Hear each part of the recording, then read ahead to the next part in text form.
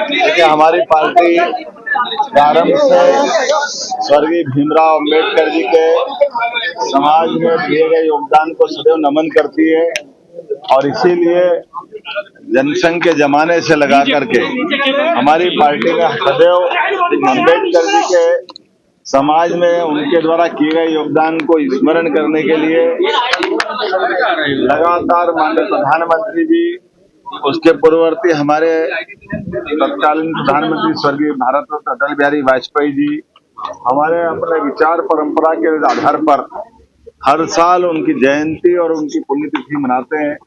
इतना ही नहीं, उनके 5 तीर्थ जिनके आधार पर डॉक्टर भीमराव अंबेडकर जी का जहाँ जन्म हुआ, वो महू में भी उनका पहली बार स्मारक बना करके हमारी तत्कालीन प्रधानमंत्री के साथ साथ हमारे अटल जी के साथ हमारे मुख्यमंत्री उस समय के भारतीय जनता पार्टी के, उनने महू में वो स्मारक बनाया।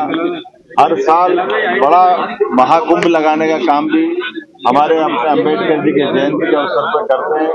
मुझे इस बात का संतोष है कि यहाँ ग्वालियर में भी अम्बेडकर जी के स्मारक का ये भव्य स्थान है, जिसमें सेकंड चरण का काम का मैं जल्दी भूमि पूजन करने वापस आने वाला हूँ। और कांग्रेस ने सदैव बाबा साहब की आत्मा को दुखाया। जीते जी बाबा साहब के साथ झूठ बोलकर छल किया गया। उनको उनकी योग्यता के हिसाब से मंत्रिमंडल के अंदर तत्कालीन प्रधानमंत्री श्रीमान नेहरू जी ने जवाबदारी नहीं दी और उससे आगे बढ़ते हुए जब वो उनके संविधान के आधार पर चुने हुए चुनाव में आना चाहते थे, तो कांग्रेस ने उनको लगातार चुनाव हराने का प्रयास किया। उनकी पार्टी के जब 2 सदस्य चुनाव जीते और एक ने अपने सीट से इस्तीफा दे करके बाबा साहब के लिए उपचुनाव की स्थिति लाए, तब भी तत्कालीन प्रधानमंत्री ने अंबेडकर जी को वो चुनाव भी हरा करके पूरी ताकत लगा करके अपनी बाबा अंबेडकर साहब की जो मूल विचारधारा है उसके विरोध में कांग्रेस की विचारधारा की स्पष्ट लाइन खींची।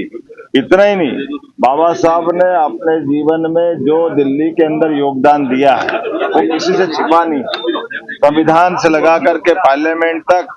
लेकिन बाबा साहब अंबेडकर के एक चित्र को भी तत्कालीन प्रधानमंत्री लगाना उचित नहीं समझा। प्रतिमा लगाने की तो बात छोड़ो, बाबा साहब के लिए पार्लियामेंट में पहली बार तेल चित्र लगाने का काम भी भारतीय जनता पार्टी के तत्कालीन नेतृत्व ने किया है। बाबा साहब जी जीते जी परेशान रहे, कांग्रेस ने सदैव दुख दिया और जब शरीर छूटा तो बाबा साहब अंबेडकर जी का दाह संस्कार के लिए भी दिल्ली में जगह तत्कालीन कांग्रेस के प्रधानमंत्री और सरकार ने नहीं दी। उतना ही नहीं, बाबा साहब अंबेडकर के पार्थिव शरीर को लेकर के उनकी चैत्य भूमि जब बंबई ले गए तो विमान के आने जाने का खर्चा भी सरकार ने उनकी पत्नी से लिया है। इससे बड़ा निंदनीय काम क्या होगा। कांग्रेस का दोहरा चरित्र सदैव सामने आता है। कांग्रेस हमेशा अपने वोट बैंक के लिए बाद में बदलती है।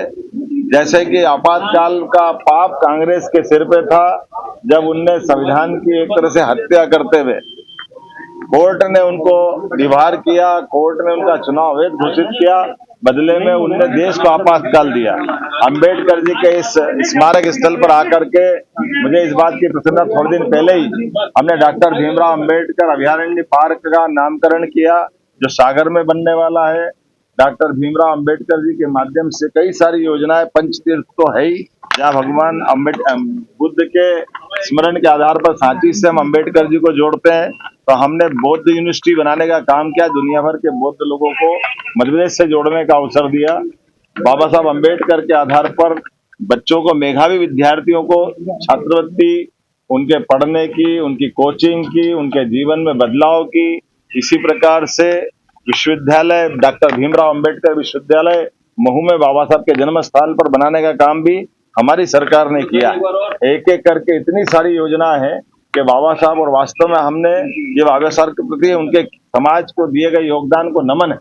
लेकिन कांग्रेस को इससे सीखना चाहिए। नकारात्मक पॉलिटिक्स के आधार पर जिस ढंग से कांग्रेस नाटक करती है, अंबेडकर जी और उनके सारे अनुयायी जानते हैं कि कांग्रेस वोट के लिए कुछ भी कर सकती है। इसलिए कांग्रेस आज घर बैठी हुई है। दिल्ली में तीसरी बार वो घर बैठी, और मध्य प्रदेश में तो 2003-4 के बाद गलती से 1-1.5 साल छोड़ दो तो कांग्रेस इसीलिए घर बैठी कि वोट की राजनीति नहीं चलेगी। जनता की सेवा करते हुए हमारे महापुरुषों के आदर्श का पालन करें। खासकर भीमराव अंबेडकर जी के जो बताए मार्ग में समता मूलक समाजवादी सभी वर्गों को लेकर के जिस प्रकार से अंबेडकर जी ने अपना जीवन जिया और समाज को प्रेरणा दी है, हम सब मिलकर के इन सारे कामों को स्मरण भी करें और बाकी भी सभी महापुरुषों के साथ हम तो समरसता वाले लोग हैं। इस आधार पर मैं मान के चलता हूँ आज हमारी सरकार जिस प्रकार से काम कर रही है, बहुत जल्दी इसके सेकंड चरण का भूमि पूजन करके उसका काम शुरू करने में 5 तारीख को अगले महीने जुलाई में आ रहा हूँ और उम्मीद करूंगा कि इस कामों को हम बचे हुए काम को भी पूरा करें। हमारे सभी नेतागण इस मुद्दे पे हमारे साथ है। माननीय केंद्रीय मंत्री श्रीमान ज्योतिरादित्य सिंधिया जी से मेरी बात हुई, उनकी खुद की चिंता थी। माननीय नरेंद्र सिंह जी तोमर वो स्वयं आने को तैयार, उन्होंने कहा अपन ने जितना काम हमने किया इतना किसी ने किया नहीं है। हमारे अपने सारे नेता केंद्रीय और राष्ट्रीय प्रदेश के सारे नेताओं के साथ आज में यहाँ के हमारे सांसद भारत सिंह कुशवाहा जी, माननीय मंत्री हमारे वेदल सिंह कंसाना जी, यहाँ की पूर्व विधायक पूर्व मंत्री इमरती जी, हम सब मिलकर के यहाँ के अच्छे काम के आधार पर बाबा साहब की ये इमेज भी बताएंगे। कांग्रेस बताए उनने बाबा साहब के जन्म स्थान पर क्यों कोई स्मारक नहीं बनने दिया।